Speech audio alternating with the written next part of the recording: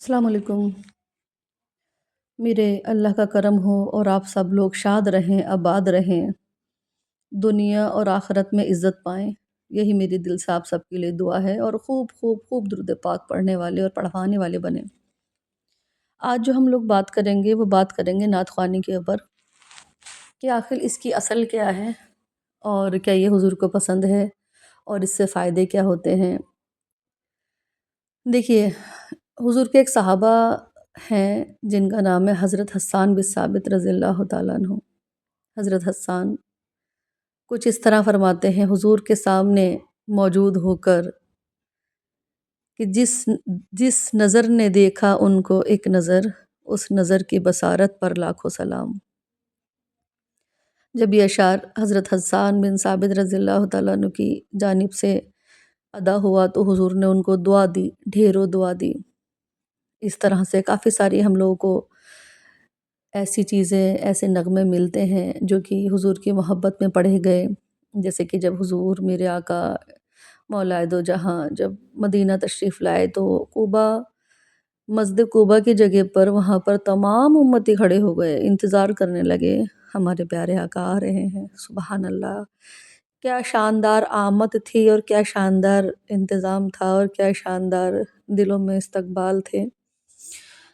کچھ لوگ درخت کے اوپر چڑھے ہوئے دور سے دیکھ رہے تھے کہ حضور آ رہے ہیں، تو تمام جو حضور کو گرفتار کرنے آئے تھے ان لوگوں نے جب ان کو ہدایت نصیب ہوئی سروں کی پگڑیاں کھول دیں، جھنڈے بنا کر لہرا دیے، ان کے پیچھے حضور کو لیے چلتے تھے وہ، اور نعرے لگا کر پیچھے مرد، ان کے پیچھے عورتیں، پھر بچے۔ کیا خوب نغمہ تھا جو آج بھی دل کو چھوتا ہے۔ طلع البدر علینا، یہ ہم سب جانتے ہیں، حضور کے سامنے پڑھا گیا تو یہ تو بات طے ہو گئی کہ حضور کے سامنے نغمے پڑھے گئے ہیں اور حضور نے پسند فرمائے، اور پلٹ کر ان سب کے حق میں جنہوں نے نغمے پڑھے دعا دی۔ اب بات آتی ہے کہ آج کی جو نعت خوانی کا مسئلہ ہو گیا ہے وہ کیا ہے۔ دیکھیے، ذکر سے ذات کی محبت پیدا ہوتی ہے۔ نعت خوانی بھی ایک طرح سے ذکر ہے، ذکر مصطفیٰ ہے، جس کی وجہ سے دل میں گداز، نرم ایک احساس پیدا ہوتا ہے جو کہ ہمارے دلوں میں حضور کی محبت کو پروان چڑھاتا ہے۔ اس میں جو اشعار آتے ہیں وہ ہمارا وہ حال، وہ بات دکھاتے ہیں۔ لیکن بس آپ سب سے یہی ایک درخواست ہے کہ جب بھی نعت خوانی کریں یا پڑھیں تو اس کو رواز نہ بنائیں۔ رواز کا میرا مطلب یہ ہے کہ اس کو اپنی آواز کی شاندار دکھانے کے لیے یا اس کو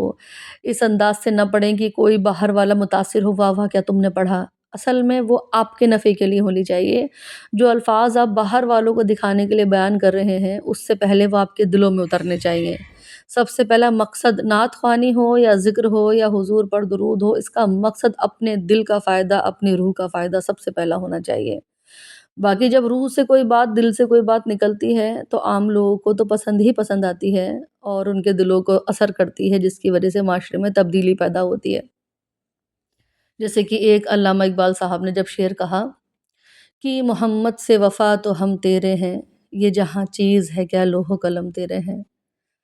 علامہ اقبال صاحب نے صاف صاف فرما دیا ہے کہ حضور سے اگر وفا کرو گے، وفا کیا ہوتی ہے؟ آپ کا کہا ماننا، آپ سے محبت کرنا، آپ کی اولاد سے محبت کرنا، جو کہا، جو بہتر کہا اس میں اپنی گردن جھکا دینا، اور جو منع فرمایا اس سے دور رہنا۔ اگر حضور سے وفا کریں گے تو ہی نفع ہے، حضور سے بے وفائی میں نقصان کے علاوہ ہمارے ہاتھ کچھ نہیں آئے گا۔ نعت خوانی کو رواج نہ بنائیں، نعت خوانی کو محبت بنائیں، نعت خوانی کے بدلے پیسے تو بالکل بھی نہیں لیں۔ بڑے بڑے جو اللہ کے ولی گزرے ہیں انہوں نے سختی سے منع فرمایا ہے کہ نعت خوانی کے بدلے آپ حضور کی حمد و ثنا بیان کرنے کے پیسے لے رہے ہیں، آپ نذرانے سوچ کر لیں یا کچھ بھی لیں، دینے والا چند پیسے دینے کے بعد اپنی ذمہ داری سے فارغ ہو جاتا ہے کہ میں نے ادا کر دیا اللہ پاک کا حق، بس میں نے حضور کا حق ادا کر دیا، میں نے صدقہ دے دیا، سامنے والے نے قبول کر لیا، سامنے سے پھر شور آتا ہے۔ عجیب سا رواج بن گیا ہے ماحول کے اندر، بہت تیز ساؤنڈ کے ساتھ یا بہت تیز زیادہ عورتوں کے اوپر بھی اگر ہم کہیں تو بہت زیادہ معاشرے ہے، میں اس طرف کو جانا نہیں چاہوں گی، لیکن مقصد ہمارا اگر روحانی ہے، مقصد ہمارا اگر لوگوں کے دلوں میں حضور کی محبت کو پیدا کرنا ہے، مقصد ہمارا معاشرے کی سدھار کرنا ہے، تو چند الفاظ اگر پڑھ بھی دیے جائیں تو کوئی حرج نہیں، کیونکہ نیت کا ہی، عمل کا سارا دام و مدار نیت پر ہوتا ہے۔ اگر آپ کی نیت دوسروں کو دکھانے کی ہے، دوسروں کی تعریف بٹورنے کی ہے، تو ظاہر سی بات ہے وہ تو آپ کا کوئی بھی عمل ہو اللہ کی بارگاہ میں قبول نہیں ہوگا۔ اسی انداز سے جو نیک عمل ہوتے ہیں، نعت خوانی ہو گئے، ذکر ہو گئے، مجلسیں ہو گئی، محفلیں ہو گئیں، وہ اگر آپ نے دوسروں کو دکھانے کے لیے کی، اس کے لیے رضا الہی نہیں تھا، اس کے لیے جو سجاوٹ تھی وہ اللہ اور اس کے رسول کی خاطر نہیں تھی، لوگوں کے لیے تھی یا اپنے آپ کے تعریفیں سننے کے لیے تھی، تو دیکھیے وہ آپ کو نفع نہیں دے گا۔ حضور کی نعت خوب پڑھیں، حضور کے نغمے خوب گائیں، بڑے پیارے پیارے نغمے پڑھے جاتے ہیں حضور کی محبت میں، اور میرے دل سے تو بس ایک ہی نغمہ بار بار نکلتا ہے کہ ہمیں حضور نے کہاں سے اٹھا کر کہاں بٹھال دیا، اور یہی نغمہ آتا ہے: حضور میری تو ساری بہار آپ سے ہے، میں بے قرار تھا میں بے قرار ہوں، میرا قرار آپ سے ہے۔ السلام علیکم۔